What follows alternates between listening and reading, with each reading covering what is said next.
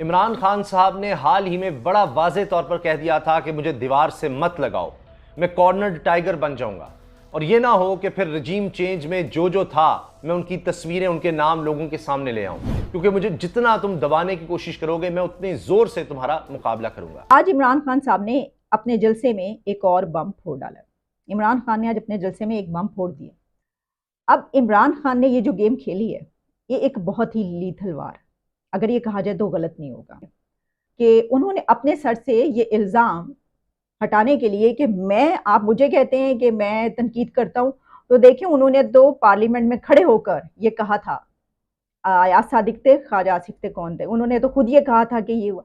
अच्छा, अब उस वक्त ये बात चाहे किसी भी पैराए में हुई हो, वो बात किस अंदाज में की गई, लेकिन क्योंकि इंडिया ने उसको पकड़ा, इंडिया ने तो फौरी तौर पर उसको पकड़ना ही था और उसने कहा कि देखो हमसे ये कितना डरते हैं।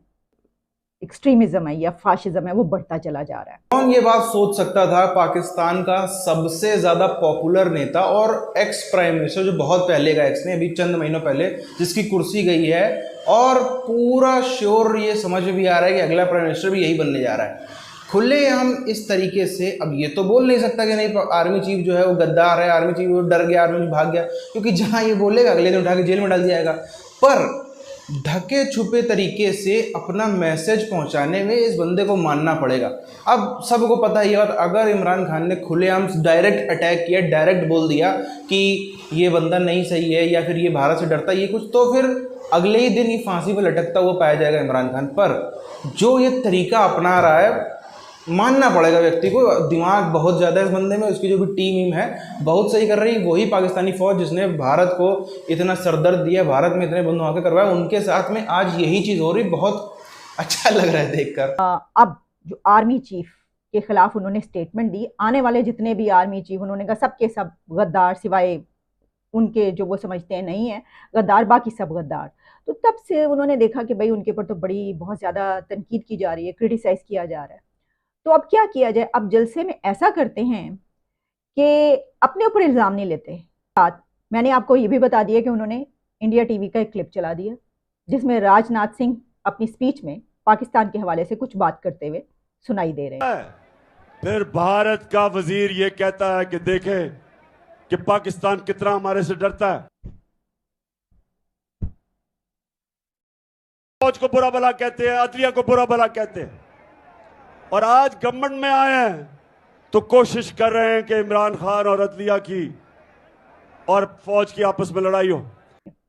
कि उन्होंने अपने सर से ये इल्ज़ाम हटाने के लिए कि आप मुझे कहते हैं कि मैं तनकीद करता हूं, तो देखिए उन्होंने तो पार्लियामेंट में खड़े होकर ये कहा था, आयात सादिक थे, ख्वाजा आसिफ थे, कौन थे, उन्होंने तो खुद ये कहा था कि ये हुआ। अच्छा, अब उस वक्त ये बात चाहे किसी भी पैराए में हुई हो, वो बात किस अंदाज में की गई, लेकिन क्योंकि इंडिया ने उसको पकड़ा, इंडिया ने तो फौरी तौर पर उसको पकड़ना ही था और उसने कहा कि देखो हमसे ये कितना डरते हैं, इतने बुज़दिल हैं। कि जिस वक्त ये सारा कुछ चल रहा था तो उस वक्त उनके अपने लोगों ने ये कहा कि हमें ये कहा गया कि फौरी तौर पर वापस करना है, और माथे पर पसीना और कांपे टांग रही थी वगैरह वगैरह। अब ले इन्होंने जो कहा है, अब ये सुने कि हिंदुस्तान क्या कहता है।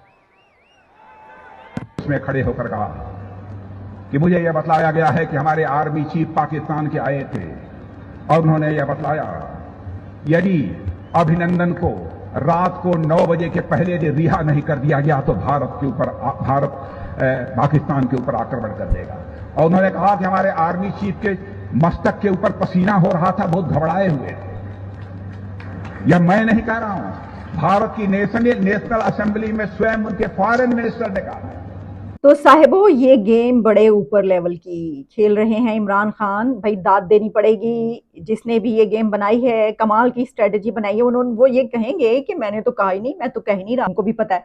बल्कि हम ये कहते हैं कि नहीं देखिए, मैं तो नहीं ये कह रहा, आप मुझे ये कह रहे हैं। अच्छा, उन्होंने जलसे में कहा कि देखिए मुझे कहते हैं कि मैं फौज के खिलाफ बोलता हूँ, लेकिन मैं आपको दिखाई देता हूँ कि फौज के खिलाफ कौन बोलता है। अच्छा, इसके ऊपर उन्होंने स्टैंड ये लिया कि जिस वक्त अभिनंदन यहाँ पे था और उसको वापस भेजने ना भेजने की बात चल रही थी, तो पाकिस्तानी हुकूमत, जो इस वक्त मौजूदा हुकूमत है PMLN की, उनके ही एक मेंबर की तरफ से ये कहा गया कि हमारे पास आर्मी चीफ आए और उन्होंने कहा कि अभिनंदन को फौरी तौर पर वापस करना है। इसकी वजह यह है कि ये खतरा है कि इंडिया कहीं हमला ना कर दे हमारे ऊपर से। तो मैं ये नहीं समझती कि कोई ऐसा जो है वो इतना आसान होगा, इतना आसान नहीं होगा ये करना।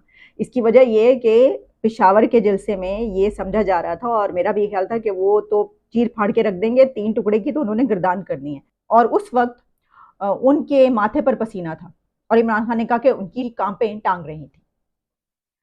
ये बात कहने के बाद उन्होंने कहा मैं नहीं ये कहता, देखे ना ये तो हुकूमत कह रही है, हुकूमत खुद ही उसने ये कहा है और ये बात मैं आपको बता देता हूं कि कौन कह रहा है। और उसके बाद उन्होंने इंडिया का वो क्लिप चलाया जिसमें वहां के राजनाथ सिंह अपनी स्पीच में ये बात कर रहे थे। आप देख लें वो क्लिप, आप देख लें ताकि आपको ऐसा ना लगे कि मैं गलत कह रही हूं। लेकिन आप इस क्लिप को देखने के बाद आपको ये अंदाजा होगा कि इमरान खान इस वक्त किस लेवल की गेम खेल रहे हैं। इसकी वजह यह है कि डर ये है कि अगर ऐसा कर लिया गया तो इमरान खान ने तो ऐसा खौफनाक उधम मचाना है, ऐसा हंगामा करना है। उन्होंने तो पूरी कौम को चीख चीख के बताना है कि ये देखो ये जो है ये हुकूमत इंडियन एजेंट है, भारत नवाज है, इसने तिजारत शुरू कर दी, इसने वहां से इंपोर्ट स्टार्ट कर दी। अब आप अंदाजा करें कि इस डर से हम 1 घंटे के फासले पे अमृतसर से ट्रक के ट्रक चलना शुरू हों आपके लिए सब्जियों के और वेजिटेबल्स के, तो चंद मतलब घंटों के अंदर जो है यहाँ पे ढेर लग। लेकिन लगता यह है कि सोच लिया गया है कि इमरान खान पर जितना हो सके दबाव डाला जाए।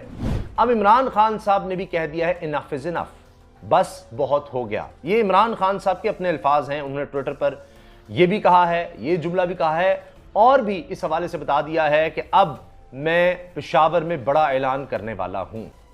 एक और चीज बड़ी अहम है कि इमरान खान साहब ने जैसे ही ये कहा इनफ इज इनफ तो ट्विटर पर ये टॉप ट्रेंड बन गया और सबसे ऊपर ये कि जी इनफ इज इनफ। अब इसका मतलब है लोग भी इस पर बात कर रहे हैं कि जो इस वक्त मकबूल तरीन लीडर है आप उसको दबाने की कोशिश कर रहे हैं, आप उसे सियासत से खत्म करने की कोशिश कर रहे हैं। ये मुल्क के लिए बड़ा खतरनाक है। शेख रशीद साहब भी जो सबसे सीनियर सियासतदानों में माने जाते हैं, उन्होंने भी इस चीज़ का इशारा दिया है कि इमरान खान के खिलाफ इस तरह का काम, उसको काबू करने की कोशिश करना, उसको नाहल करवाना या गलत तरीक़ों से उसको घेरना, इससे मुल्क को नुकसान हो सकता है।